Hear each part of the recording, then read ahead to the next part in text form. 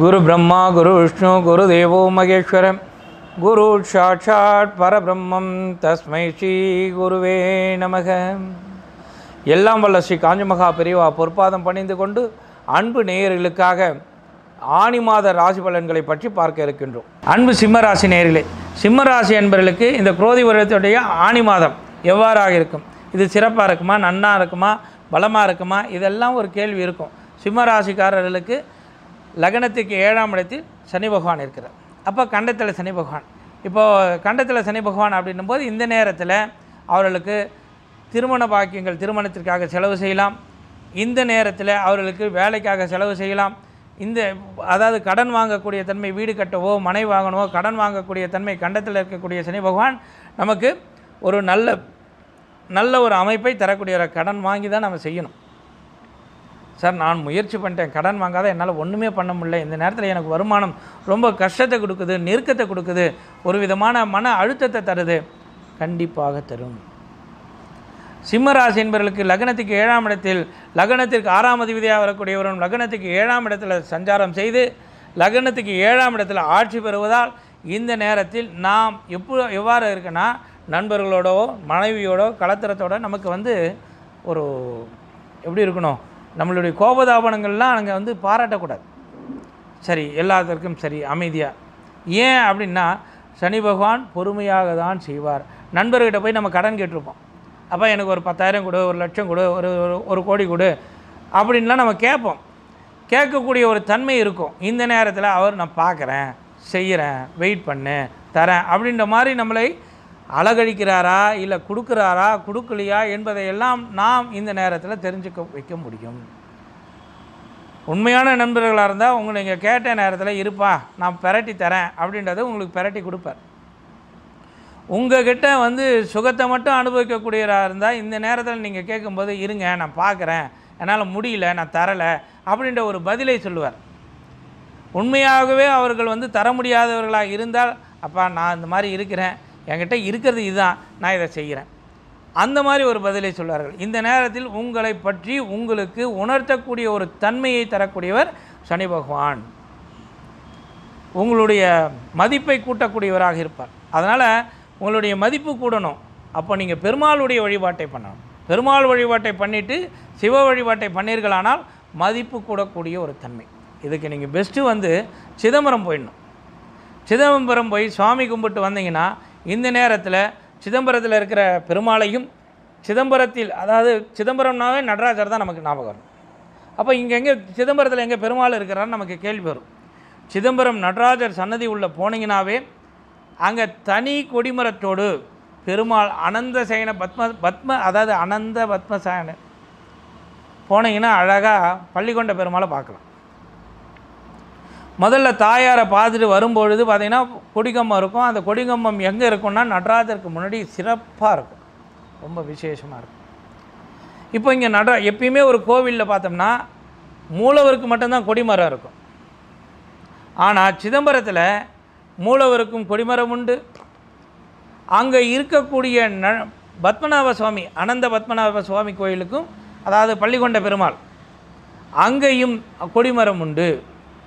அப்போ இங்கே 2 பேருமே மூலவரா அப்படின்னா பெருமாளும் நடராஜரும் மூலவரே. எல்லா சிவன் கோயிலிலும் பெருமாள் உண்டு, ஒரு பெருமாள் கோயிலிலும் சிவன் இல்லை. இது தவத்துடைய உச்சநிலை வரும்பொழுது தான் இதெல்லாம் நமக்கு புரியும். இது ஏன் இங்கே வச்சுருக்கிறாங்க, இந்த கோயில் ஏன் சிவன் கோயிலில் இவ்வளோ நம்ம சுவாமிகளை பிரதர்ஷனம் பண்ணியிருக்கிறாங்க அப்படின்னா, நமக்கு சிவன் கோவில் நமக்கு தவத்தை உணர்த்தக்கூடிய அற்புதமான ஒரு இடம். நம்ம தவத்தில் உச்சநிலைக்கு வரும்பொழுது இவ்வளோ தேவதைகளை நாம் கும்பிட வேண்டுமா என்பதை நாம் உணரக்கூடிய ஒரு தன்மை. அப்போ இந்த பெருமாளை நம்ம கும்பிட்டுட்டு சிவனை கும்பிடும்போது நமக்கு யோகத்தையும் பாக்கியத்தையும் பலத்தையும் தரக்கூடிய ஒரு தன்மையை கொடுக்கக்கூடியது. அப்போ சிம்மராசிக்காரர்களுக்கு இந்த காலகட்டத்தில் பலமா அப்படின்னா கண்டிப்பாக அற்புதமான பலத்தை தரக்கூடியது. பெருமாள் வழிபாடும் சிவ வழிபாடும் யோகத்தை தரும். 2ஆம் அதிபதியாக வரக்கூடியவர் எங்கே இருக்கிறார்? ஆட்சி பெறுகிறார். வருமான ஸ்தானம் வரக்கூடியது, லாபஸ்தானம் இருக்கக்கூடியது. லாபஸ்தானம் இருந்தாலும் 10ஆம் அதிபதியாக வரக்கூடிய 3ஆம் அதிபதியாக வரக்கூடிய புத சுக்கிர சேர்க்கை நல்லா இருக்குது. சூரியன் அங்கேயே இருக்கிறார். அப்போ சூரிய புத சேர்க்கை சூரிய சுக்கிர சேர்க்கை. அப்போ இந்த இடத்துல தொழிலின் மீது கவனம் தேவை. திருமண பாக்கியம் நடக்கும். திருமணம் நன்மையை தரக்கூடியது. அப்போ இந்த இடத்துல சிம்மராசிக்காரர்களுக்கு திருமண பாக்கியம் அப்படின்றீங்களே, இங்கே குரு பார்வை இல்லையேன்னா கண்டிப்பாக சந்திரனுக்கு 10ஆம் இடத்துல குரு வரும்பொழுது, சந்திரனுக்கு 9ஆம் இடத்துல குரு வந்தால் முழு பார்வை, சந்திரனுக்கு 10ஆம் இடத்துல வரும்போது அரை பார்வை, சந்திரனுக்கு 11ஆம் இடத்துல வந்தால் முழு பார்வை. அதனால் சந்திரனுக்கு அதாவது குருக்கும் சுக்கிரனுக்கும், அதாவது குரு பகவான் சுக்கிரன் 2 பேருமே, அதாவது குருவுக்கு 2ஆம் இடத்துல சுக்கிரன் இருப்பார். அதனால் குரு பகவான் சுக்கிரனை பார்க்குறார். அதனால் சிம்மராசிக்காரர்களுக்கு குரு பகவான் யோகாதிபதி. அந்த நேரத்தில் திருமணத்தை நடத்தி விடுவார், நடத்தி கொடுத்துருவார். இப்போ இந்த ஆணி மாதத்தில் ஒரு மாதத்தில் நான் எப்படி பண்ணட்டும், இதெல்லாம் நான் ஏற்கனவே ப்ராசஸ் பண்ணியிருக்கணும் இல்லையா? அன்பர்களே, இந்த மாதத்தில் நீங்கள் தொடங்கினாலும் உங்களுக்கு அவர் முடிக்கக்கூடிய அதிகாரம் வரும், முடிப்பார் கண்டிப்பாக. அப்போ நான் இந்த நேரத்தில் தொடங்கினா நன்மையை தருமா? கண்டிப்பாக நன்மையை தரக்கூடியது. குரு பார்க்க கோடி நன்மை.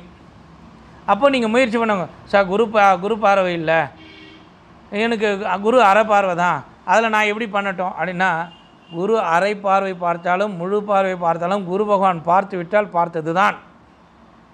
நன்மை தருவாரா என்றால் கண்டிப்பாக நன்மை தரப்போகிறார். அதுதான் குரு பகவான். அப்போ என் வீட்டுக்கு அவர் கெட்டவருப்பா, கெட்டது தான் செய்வார், என் வீட்டுக்கு அவர் நல்லவருப்பா, நல்லது தான் செய்வார், என் வீட்டுக்கு அவர் சுபர், அதனால் சுபத்தை தான் செய்வார். இங்கே குரு பகவான் அப்படியெல்லாம் எடுத்துக்கொள்ள முடியாது. குரு பகவான் நேர்மையானவர்.